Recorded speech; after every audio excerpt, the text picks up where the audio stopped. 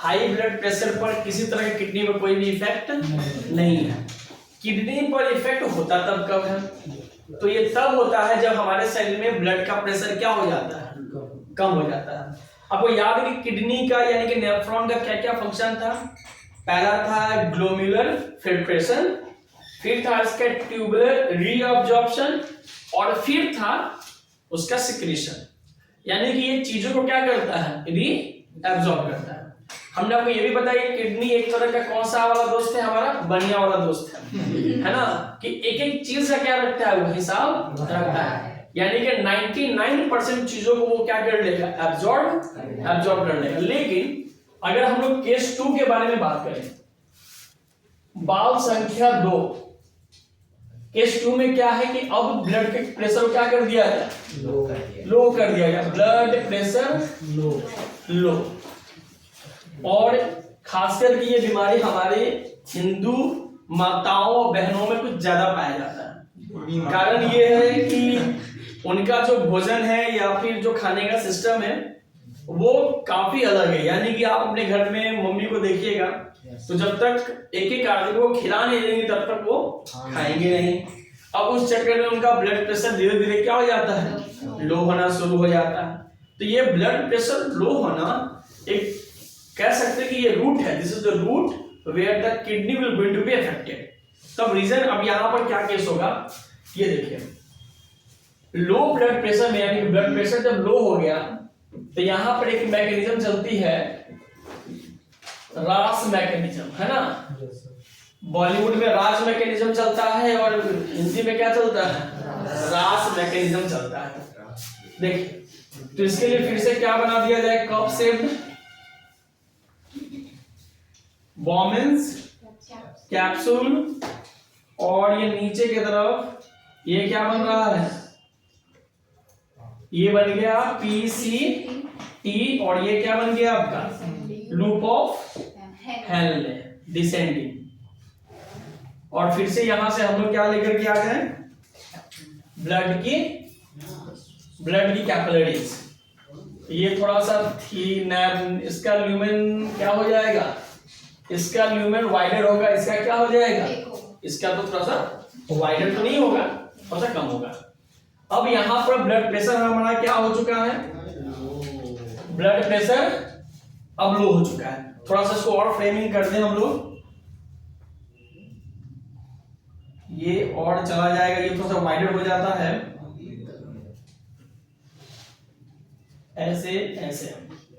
ये जो U shape है इसको क्या बोलते हैं, जो बोला जाता है लूप ऑफ, कौन सा लूप ऑफ हेनले,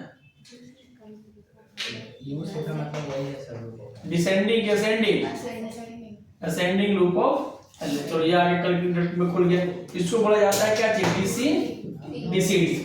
अब देखो, ये एफरेंट आर्टियोल इफरेंट आर्टियोल, बाद में जाकर ये क्या बनता है, पेरीट्यूबुलर कैपिलरीज, और फिर बाद में क्या बन जाता है, ये वेना कावा। तब कहेंगे ये आया इधर से, ये आगे की तरफ ब्लड ये ऑक्सीजन दे दिया, ऑक्सीजन देने के बाद ये क्या बन जाएगा, वापस क्या बन गया, वासा रेक्टा। अब ये वासा रेक्टा कहां जाएगा, सीधे ये हमारे बॉडी में चला गया। अब यहां पर ध्यान देना, यहां पर जो प्रेशर लग रहा था क्या लग रहा था, 10 mmHg लग रहा था। अब हमारे बॉडी में ब्लड प्रेशर क्या हो गया है, लो हो गया है। तो मान लीजिए 110/70 मान लेते हैं, ब्लड प्रेशर अब क्या हो गया, लो हो गया। यहां से जो फिल्ट्रेट आपके निकल के आ रहे हैं, ये यहां पर फिल्ट्रेट आया, इसके ऊपर प्रेशर आया, फिर नीचे की तरफ आया। अब ये फिल्ट्रेट नीचे की तरफ आ रहे हैं और इनमें स्लो मोशन में आ रहे हैं, धीरे धीरे आया, आराम से मस्ती में घूम रहा है। देखो, जब प्रेशर यहां पर क्या होगा, स्लो होगा, और बॉडी का काम क्या है कि वो मैक्सिमम चीजों को वापस क्या कर लेता है, रीअब्सॉर्ब कर लेता है, यानी कि वापस बॉडी में वो चला जाएगा। अगर यहां पर प्रेशर कम होगा तो मैक्सिमम चीजें क्या हो जाएंगी, वो तो वापस बॉडी में एब्जॉर्ब हो जाएगा ना, क्योंकि ये तो बैठा ही हुआ है क्या करने के लिए, उसको एब्जॉर्ब करने के लिए, है ना। 1 जनवरी को चले जाइए आप महावीर मंदिर में दर्शन करने के लिए, आप जैसे ही मूर्ति के पास जाइएगा आप अपने बिना एनर्जी लगे वहां से हट जाइएगा, है ना, क्योंकि खींचने वाले लोग क्या हैं, बैठे हुए रहते हैं। बहुत जगह पर 1 तारीख को जो शिवलिंग के लोग दर्शन करने जाते हैं तो लोग कवर उठा कर फेंक दिया जाता है कि चलिए भाई आप दर्शन कर लिए, यानी कि माइक्रो सेकेंड लगता है उनका दर्शन करने में, है ना। इसीलिए हमारे जैसे लोग बनारस जाते तो है घूमने के लिए, है ना, कि जाना है क्या देखने के लिए, काशी विश्वनाथ, लेकिन पूरा बनारस घूम लेते हैं लेकिन मंदिर में जाते ही नहीं है ना। क्योंकि नहीं, हम तो नहीं गए थे, हम गए थे उनका दर्शन करने के लिए, इतना लंबा लाइन था कि हम दर्शन ही नहीं किए। और एक फिलॉसफी पे हम काम कर दिए, क्योंकि कहा जाता है काशी के कण-कण में क्या है, शिव है, तो हम कण-कण घूम रहे थे, मंदिर पर नहीं गए हैं, ठीक है। बहुत लंबी लाइन लगी हुई थी, ठीक है। तो ये देखो जब भी यहाँ पर प्रेशर क्या हो जाएगा, स्लो, तो मैक्सिमम चीजें क्या हो जाएंगी, यहाँ पर वापस एब्जॉर्ब हो जाएंगी।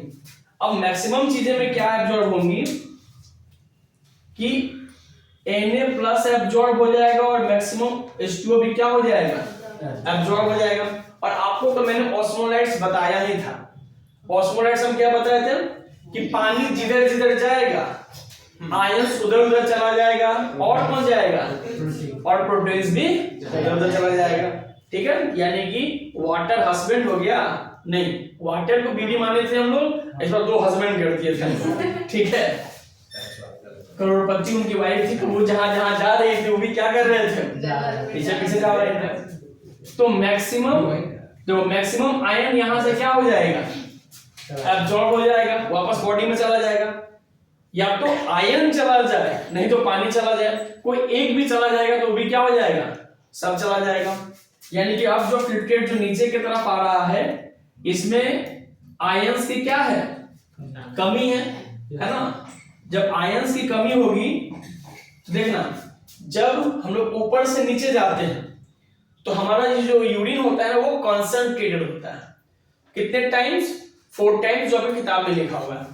तो यहां से फिल्ट्रेट जा रहा है और यहां से मैक्सिमम क्या निकल गया, आयंस निकल गया।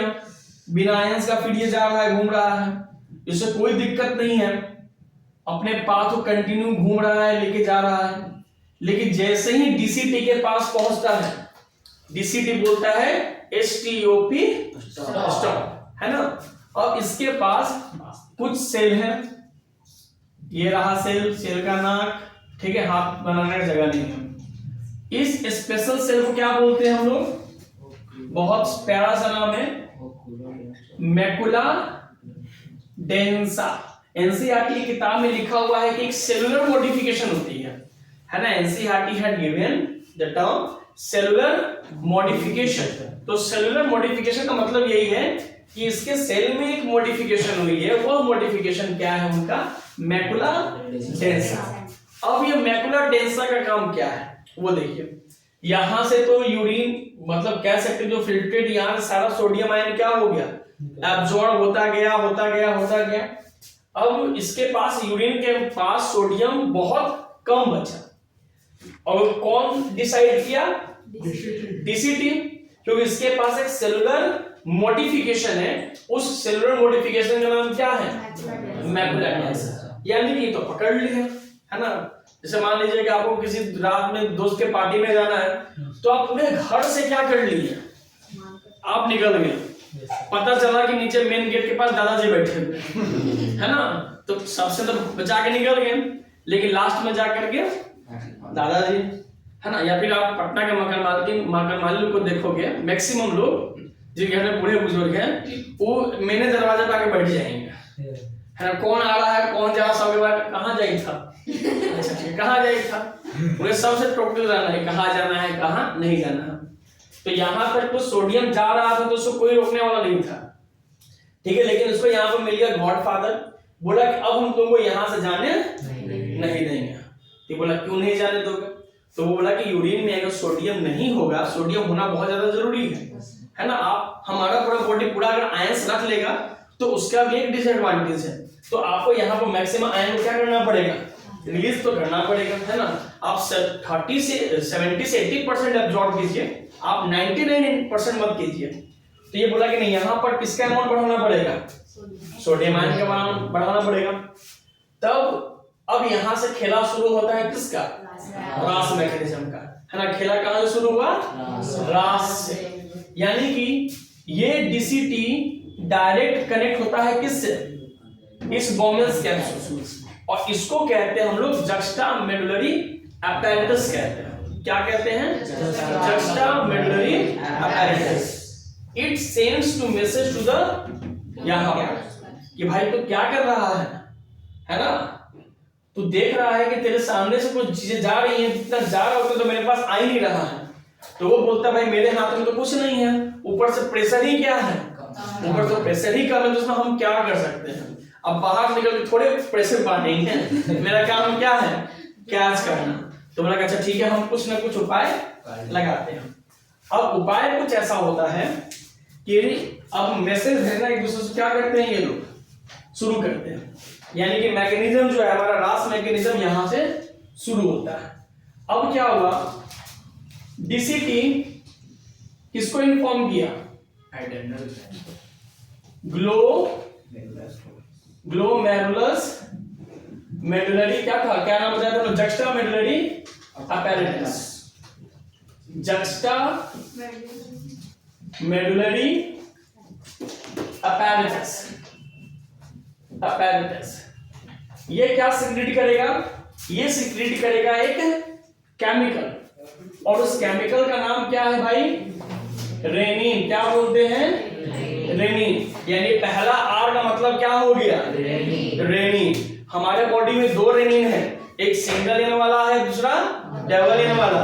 डबल एन वाला कहाँ पाया जाता है, छोटे बच्चों में, इन्फेंट्स में, for the digestion of the milk product. देखिए दूसरा रेनिन है जिसका सिंगल एन है, ये हमारे किडनी में पाया जाता है।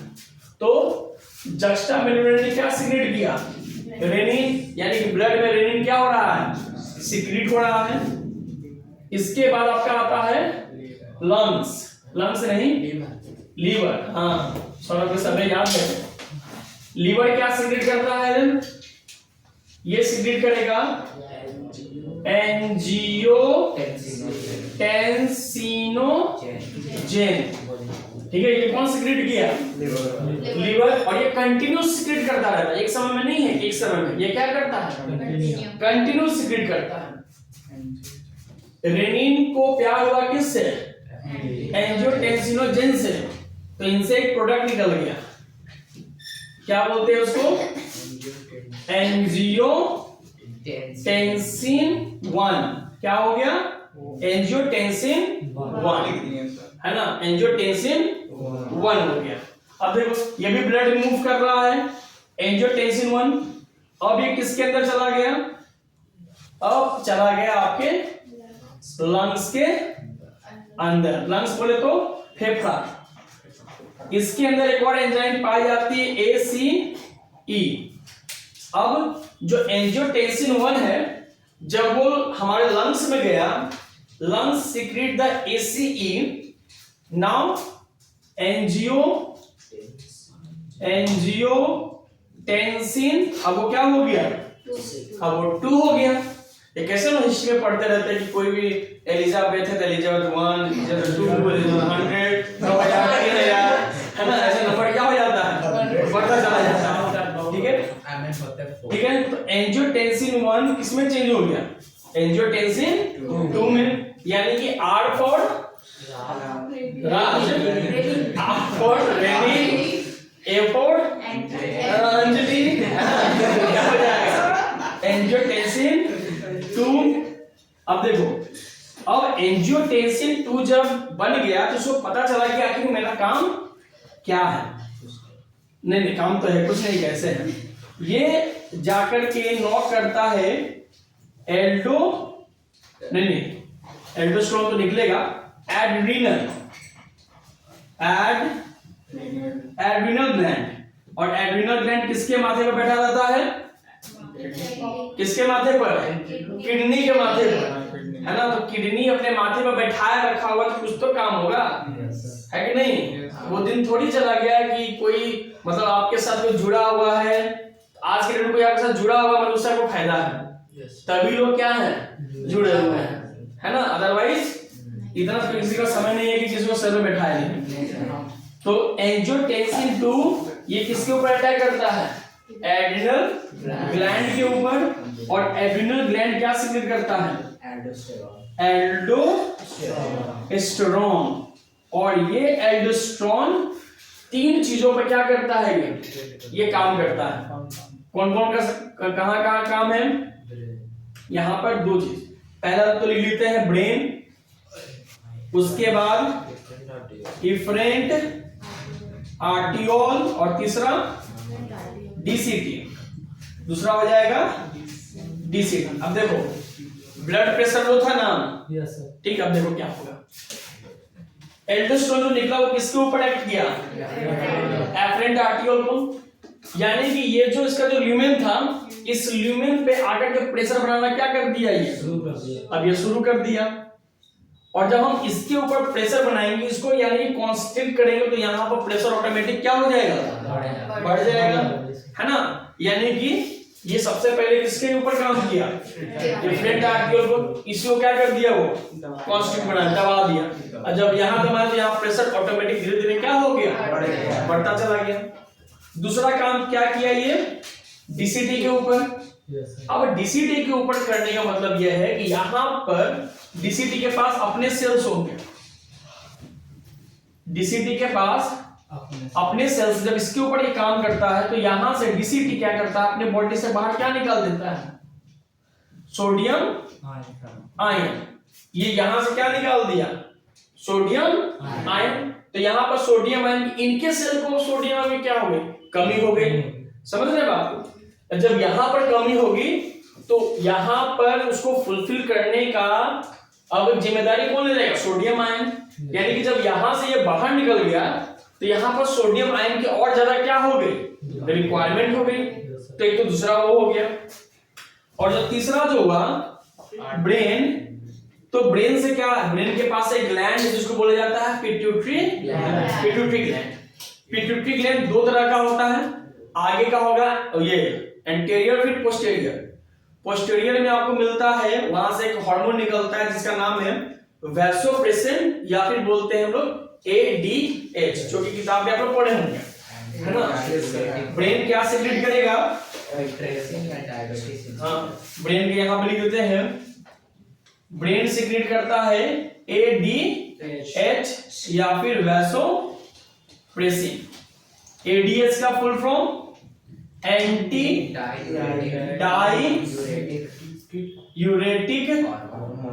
Diuretic hormone.